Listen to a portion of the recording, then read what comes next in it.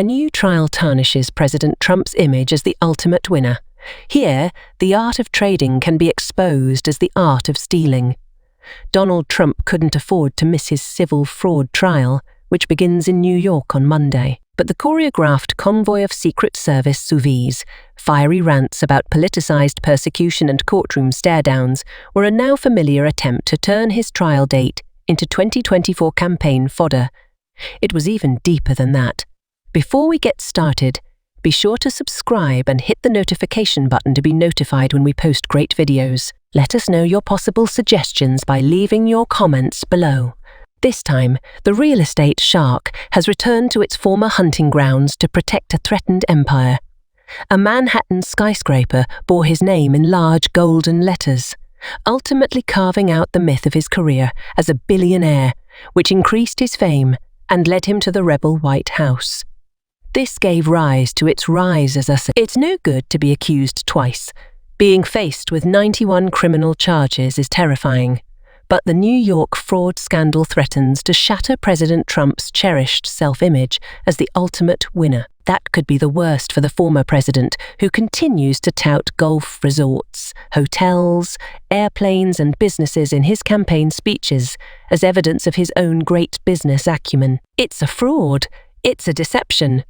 "I'll tell you my financial reports are staggering," Trump said before the trial began. The tools of wealth aren't just for boosting President Trump's ego. It's a key part of his political appeal. His history of bankruptcies, lawsuits and scandals has tarnished his image among voters who despise him, but Trump-loving Republicans still believe in his iconography as a tough businessman.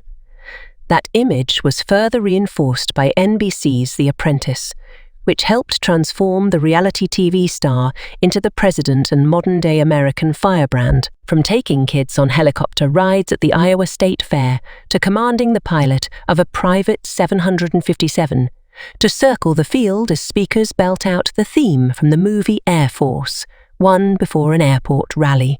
Everything President Trump does is part of the stage he portrays himself as. It represents the ultimate smuggler, someone who became wealthy after years of being hated by the elite. This idea was summarized by one of his lawyers in court on Monday, saying that rather than inflating his assets, his client may have discounted them by not taking into account the value of his image. Insisted, there would have been the same brand that elected this man president. Alina Habba said, "There are a lot of people in this room who probably don't like this. That's why we're here." The lawsuit resulted in hefty financial and business fines for President Trump's family, and even in New York, the sale of his business and his buildings, which could lead to the dissolution of his office, is much more than just a punishment for the former president.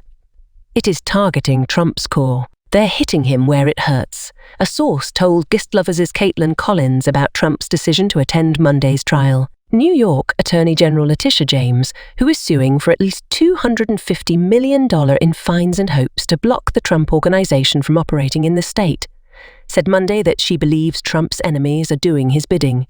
He once again showed that he is one of the rare people who skim. No matter how much money she thinks she has, no one is above the law, Mrs. James told the court. Extraordinary scenes in the Lower Manhattan courthouse also revealed another dimension of a legal storm surrounding Trump that is colliding with his campaign to regain the White House and is fomenting the most unprecedented presidential election in modern history. Trump has pleaded not guilty in 4 criminal matters, including over alleged election, meddling in a federal case, and one in Georgia, and over his hoarding of classified documents in Florida. And although he has denied all wrongdoing, Monday's day in court showed how his confrontation with the law, in this and other cases, will be impervious to the boasting, falsehoods, vitriol, lies and alternative realities that the ex-president has repeatedly conjured to confound all kinds of political institutions that have tried to hold him to foul account.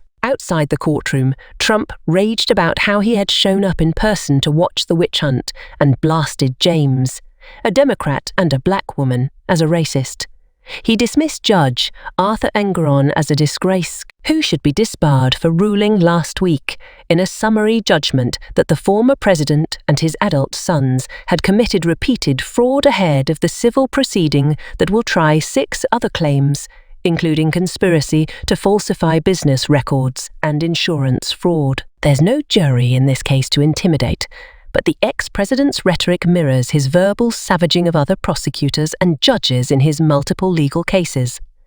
The aim is not only to influence the course of the trial, but also to destroy legitimacy among voters and reduce the political damage of future convictions. The cliché that Trump's life is a reality show is often overused, but the impression of television spectacle remains true. As the former president and his son Eric walk past the line of cameras and into the courtroom, it feels like an episode of a show like Succession that aired on HBO, a network owned by the same parent company as Gist Lovers. Sometimes it happened. The former president who turned crime-booking photos into campaign merchandise has since perfected a skill never before needed in presidential politics, turning his court appearances into campaign events. On Monday, he released an abbreviated version of a speech that focused on his persecution allegations, while his campaign launched an email fundraiser. "I'm not doing as well as I do in elections because they're trying to harm me," Trump said, committing the very crime of election interference that he's been accused of in other cases. He openly criticized his opponents. In some cases, it was election fraud aimed at enraging his base and wiping out the rest of the Republican primary campaign. Trump's verbal abuse and political showmanship are paying off, as evidenced by his large lead in the Republican presidential primary. But what happened behind the large wooden doors of the courtroom where the grim-faced former president spent his day offered a stark contrast, and he says he can't dismiss an election-year criminal trial in his own theatre, expressed a warning. Smart, outside, Mr. Trump can boast about his wealth and real estate portfolio, but inside the Engeron courtroom, he's proud of his 10,996 square foot Trump Tower triplex.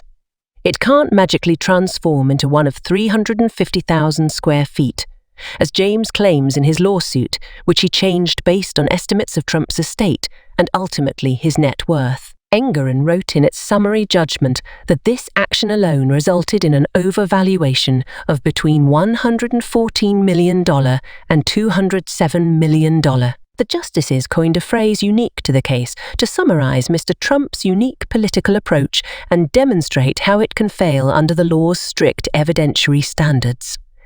Engeron wrote last week that the lawyer's claims come from a fantasy world, not a real world.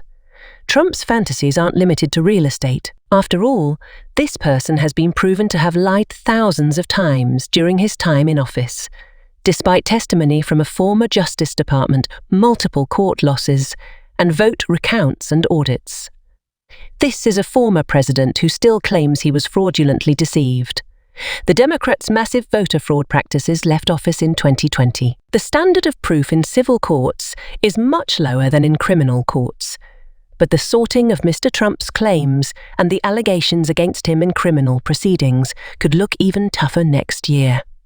Trial presidential campaign. So far, the story he's told about his charges has been politically useful, driving polling and fundraising, though, at least in the first half of this year, much of that money has gone to him and the money was used to pay the legal fees of his associates. But the scene in Monday's courtroom, where Trump sat humbly next to his lawyer, showed that the presidential candidate's image as a defendant may not be as appealing to general election voters as it is to his base. It was already hinted at. In this civil case, his lawyer Chris Kise said in his opening statement that his team would refute the claims of inflating the value of his properties, noting that his client had made a fortune literally about being right about real estate. Haber, meanwhile, clashed with the judge who cited a valuation last week of Trump's resort club at Mar-a-Lago, Florida, at $18 million, claiming it would go for at least $1 billion because of its ties to the former president. The Trump campaign also distributed clips of James, who accused him in her lawsuit last year of perfecting the art of the steal in his real estate business. She ran for office, vowing to take on Trump and they accused her of building a political career around prosecuting the former president. In one campaign video, for instance, James warned that she would challenge Trump, whom she called an illegitimate president, and slammed his policies on the environment, toward foreign dictators, and on transgender rights. The comments by James, who sat behind Trump in court Monday, literally and figuratively, looking over his shoulder, have raised the question of whether the ex-president, because of his fame and political profile, has been unfairly targeted among business titans in New York. But Trump's legal fate in this case and all others will be decided in the courts, not the campaign. And it's up to voters to decide what they think of this ruling. That's what we have for you today. What do you think of our video? Let us know in the comments section below, and don't forget to subscribe, like and hit that share button.